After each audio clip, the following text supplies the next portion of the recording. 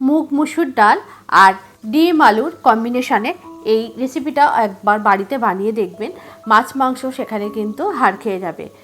অসাধারণ এই রেসিপিটি বাড়িতে একবার অবশ্যই আপনারা ট্রাই করবেন। এবং অনেক সময় একঘেয়েমি মাছ মাংস খেতে যখন আমাদের ভালো লাগে না, এই রেসিপিটা কিন্তু একদম মুখের স্বাদটাকে বদলে দেবে। এই রেসিপিটা বানানোর জন্য আমি এখানে বেশ কিছুটা পরিমাণ মুসুরির ডাল নিয়ে নিয়েছি। আপনারা আপনাদের আন্দাজ মতো ডালটা নেবেন। মুসুর ডালটা আমি ভালো করে জল দিয়ে ধুয়ে নিয়েছি। আর নিয়ে নিয়েছি কিছুটা মুগের ডাল। মুগের ডালটাকে আমি প্রায় 15-20 মিনিট মতো জলের মধ্যে একটু ভিজিয়ে রেখেছিলাম।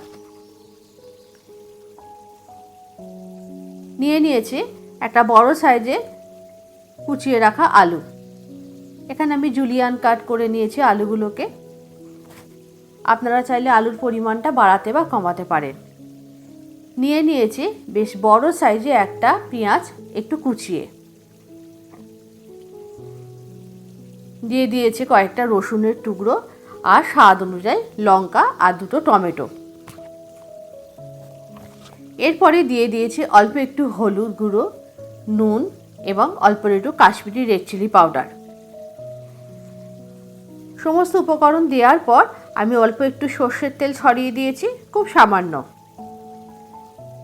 আর সমস্ত উপকরণ খুব ভালো করে হাত দিয়ে চটকিয়ে মেখে নিয়েছি। এতে খাবারটা খুব ভালো করে মজবে। ভালো করে মেখে নেওয়ার পর আমি এর মধ্যে পরিমাণ মতো জল দিয়ে দিয়েছি সমস্ত উপকরণটা সিদ্ধ হওয়ার জন্য।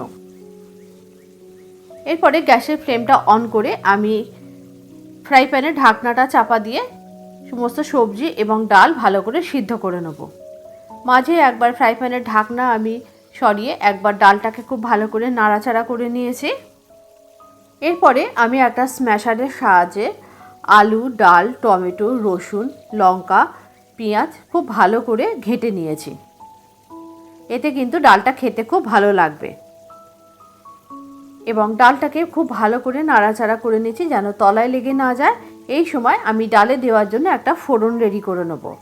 এর জন্য আমি একটা ফোড়নের পাত্র নিয়ে নিয়েছি এবং তার মধ্যে আমি বেশ কিছুটা পরিমাণ সর্ষের তেল দিয়েছি। 2-3টে শুকনো কাঁচা লঙ্কা আর দিয়ে দিয়েছি বেশ কিছুটা পরিমাণ কুচিয়ে রাখা পেঁয়াজ। আর দিয়ে দিয়েছি কয়েকটা কারি পাতা। কারি পাতা ফোড়ন দিলে কিন্তু ডালের টেস্টটা কিন্তু খুব ভালো হবে, একটা সুন্দর স্মেল আসবে।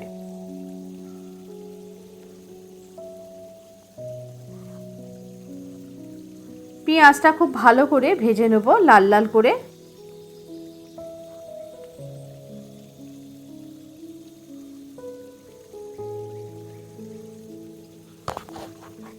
পেঁয়াজটা ভাজা হয়ে গেলে আমি ডালটাকে আবারও গ্যাসের উপর বসিয়ে দিয়েছি এবং ডালটা একটু ফুটে গেলে আমি এর মধ্যে ফোড়নটা দিয়ে দিয়েছি এবং ফোড়নটা দিয়ে ডালটা খুব ভালো করে নাড়াচাড়া করে আর একবার ফুটিয়ে নিয়েছি।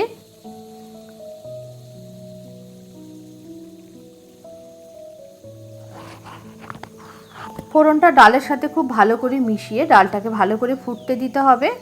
ডালটা ফুটে গেলে এই সময় আমি টেস্ট ব্যালেন্সের জন্য একটু চিনি দিয়ে দিয়েছি। অনেকে মুসুর ডালে চিনি খান না, কিন্তু যেহেতু এখানে মুগের ডাল আছে, আলু আছে, সেই জন্য আমি একটু এর মধ্যে চিনি দিয়েছি। আর ডালটা ভালো করে ফুটে গেলে গ্যাসের ফ্লেমটা আস্তে করে আমি এখানে 3টে ডিম ফাটিয়ে দিয়ে দিয়েছি এবং এরপরে গ্যাসের ফ্লেমটা বন্ধ করে আমি ডিমটাকে সিদ্ধ করে নিয়েছি ঢাকনা চাপা দিয়ে। মুগ মুসুর ডালের সাথে ডিম এবং আলু পেঁয়াজ দিয়ে এই রেসিপিটা আপনারা অবশ্যই বাড়িতে একবার ট্রাই করবেন। গরম ভাতের সাথে কিন্তু এটি থাকলে আর কোনো কিছুর প্রয়োজন হবে না। অসাধারণ খেতে হয় এই রেসিপিটি।